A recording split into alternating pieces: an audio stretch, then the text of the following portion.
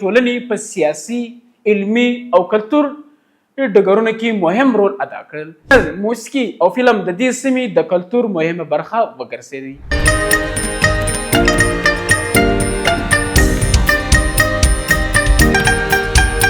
پښتون یوازې یو نسل نه بلکې یو حالت دی.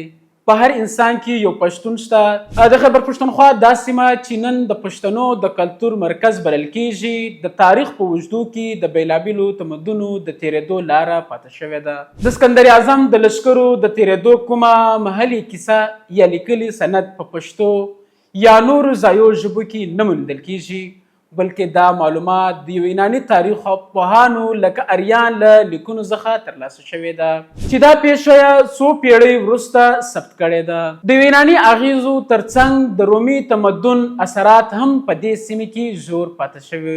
په ځانګړي ډول د کندهار د هنر په بڼه کې دا هنر چې د یوناني او جنوبي اسیایي افکارو او ګډه پایله وه، وروسته د بودیزم د ماهیانه مکتب د خپرېدو یو مهمه وسیله وګرځېده. د بودا تصور له انساني حکیم څخه د یو الهي شخصیت تر کسي ورسته او دا بدلون د کنشکا او د واکمنۍ پر مهال خپل اوج ته ورسېد.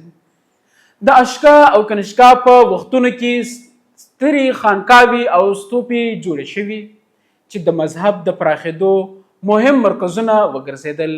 بودیزم چې په لومړي سر کې د فکر او فلسفې مذهب وو، ورو ورو د خلکو د ورځني ژوند برخه شو. د مجسمو هنر اثارو له لارې دا مذهب د عامو خلکو تر زړونو ورسېد، ځکه هغوی دا محسوسه شوه سره زر تړاو پیدا کوو. د کندهار د هنر یو لوی مشهوره اثار څخه د روژه نیول سدهار ته مجسمه ده چې د یوناني هنر او د سیمې د روحاني فکر یو ښکلي امتزاج بلل کیږي. دا ډول اثار تر نن ورځې د دې سیمې د کلتور شتمنې نښه ده.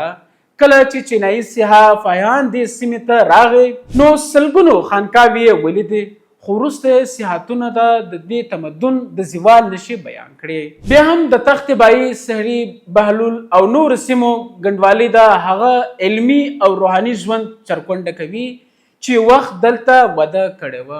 پښتو ژبه چې د اریایي ژبو له کورنۍ سره تړاو لري، د دې سیمې د کلتور هویت بنسټ جوړوي. دا ژبه دوه عمده لهجې لري، سخته پښتو او نرمه پښتو.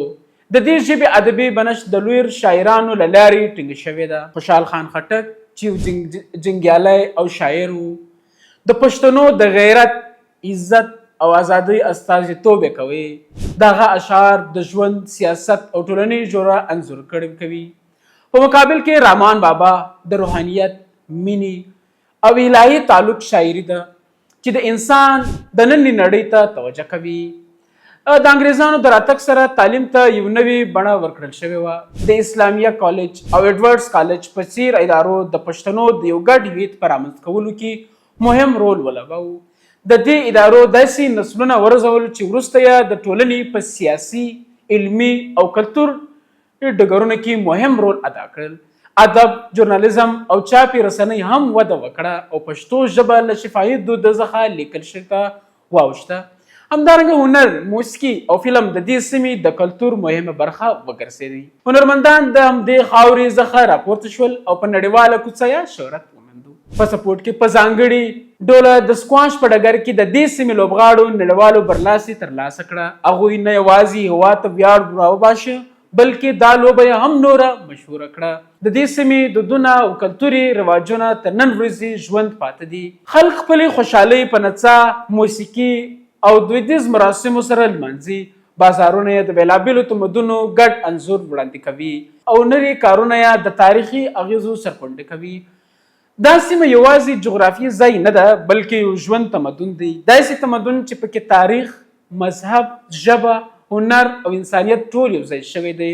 هماغه خبره بیا راژوندۍ کیږي، پښتون یوازې یو قوم نه دی بلکې یو حالت دی.